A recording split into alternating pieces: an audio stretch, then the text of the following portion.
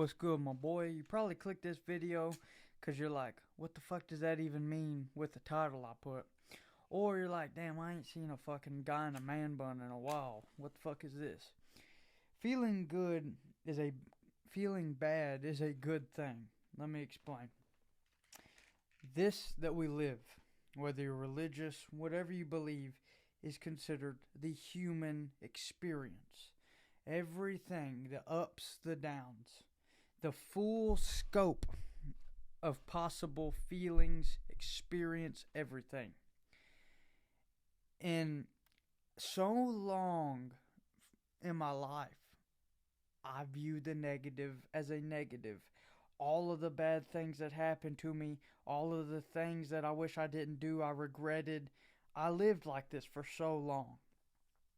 And slowly over the course of the past 2 years, I've come to an understanding through so many different scenarios that have happened to me. I'm looking in the camera right now. I don't know if you can fucking take me serious. This is like kind of ridiculous, but I'm going to keep going. So many bad things have happened to me over the course of the past 2 years, but they've been the best 2 years of my entire life. For one, I'm going to explain the bad things, and then I'm going to explain the lessons I learned from them and how they turned into a positive, and I would never wish that they didn't happen.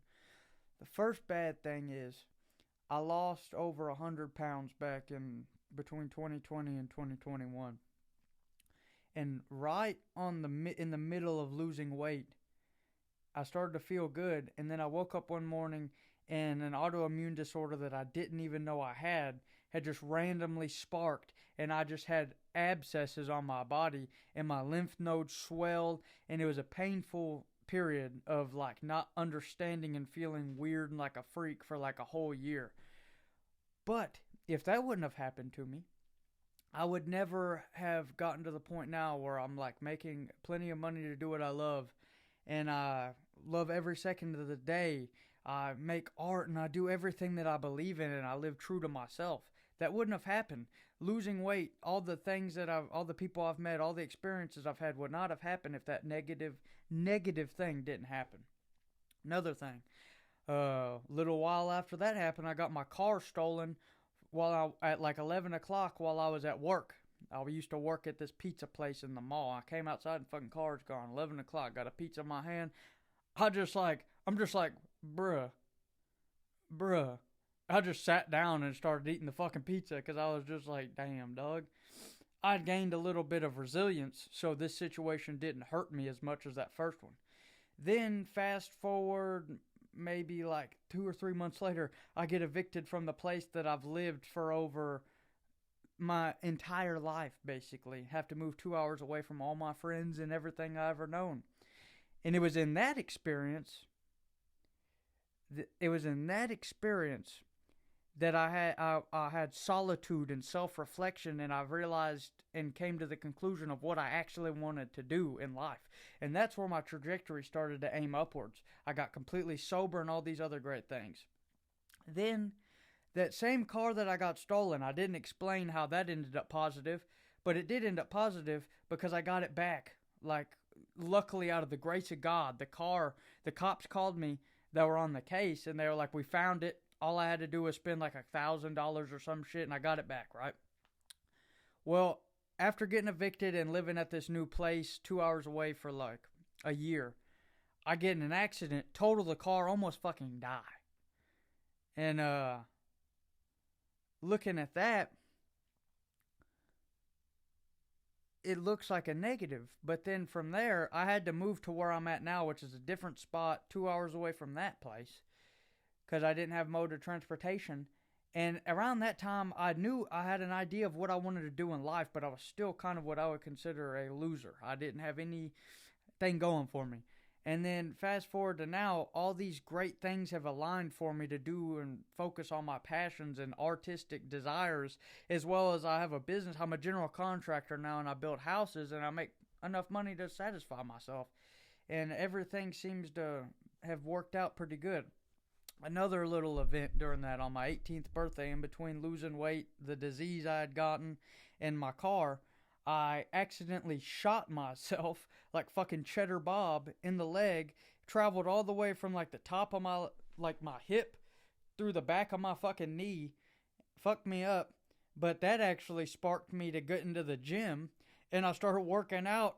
I was just like starving myself to lose weight before, and then I started working out, and that was a positive thing that happened. So all these negative experiences over a short period of time of 2 years have molded me into who I am today, and that's why I'm grateful for them. Now to get on to the actual title of the video. Feeling bad. Bad things that happen to you, feeling bad, depression, all these things.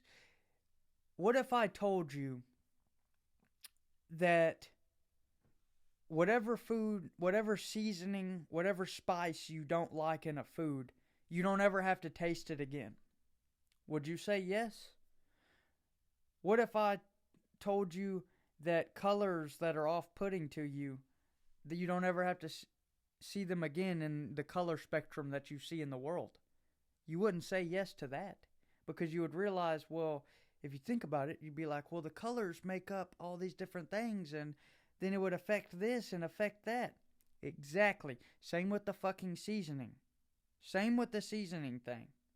That's how feelings and emotions and experience work in this life. Without the negative, the positive doesn't hit as hard, for one. Second, this is our human experience. Everything bad or good is what you get to feel in this life. And it would be a hindrance. It would be a lesser experience if you only experience this one little part. Because it would lose its meaning, and there would just be less things to do. It'd get boring. Everything would be fun. And it would, after a while, it would get fucking boring. That's why we have movies and music and art, not just about the good times. In art, you see things that don't just fantasize the good times. They also portray and go in deep and explore the negative, explore horror, explore sadness, explore all these different things. It's where, with the full spectrum, is where your gift is. The gift is not just the times you're happy. Your gift is the times you're sad, the times you feel down and don't know why, the times that you get heartbreak, everything. I would not want to experience an exciting life is a life lived with great relationships and also heartbreaks, periods of depression and periods of unsurmountable just positive experience. And this is what you have to keep into. This is a mindset of gratitude. Every single night, I've had this practice over the past couple months. Every night, I lay my head down on my bed, whether you're religious or not, I don't give a fuck. And I say, thank you, God. Thank you for the bad things that have happened to me today, because I appreciate the fact. Now, normally I don't say all of this. I normally say thank you for the bad and thank you for the good. Say a little prayer, but I'm going to explain why. I say thank you for the bad things because He has bestowed upon me the bad things for two reasons. He has bestowed upon me the bad things because in the bad you gain a beautiful lesson. You learn through the bad, through the suffering, as well as it makes the good actually feel good. The yin and the yang. Then I say thank you for the good. Thank you for the good because, well, it's fucking good. But focus on that bad thing. David Goggins, lots of people just see him as like this bullshit self-improvement guru. He's a genius, bro. His ideas on suffering are like the most profound things, but so many people write them off as like meathead bullshit. But like, he's not doing all this because he wants to prove he's the baddest motherfucker. He's realized, and I've realized through all this hardship and doing hard things, that is where you gain. That is where you learn. And you don't learn if the hard becomes easy. For me, my job is very hard as a general contractor working in construction. I'm very hands-on with it. And almost every day, I'm like, fuck, bro, I do not want to be doing this. I don't need to be doing this. I want to quit and go home and make music. But I don't. And I love it whenever I have that mindset. There are periods of my job where it's bliss and very easy.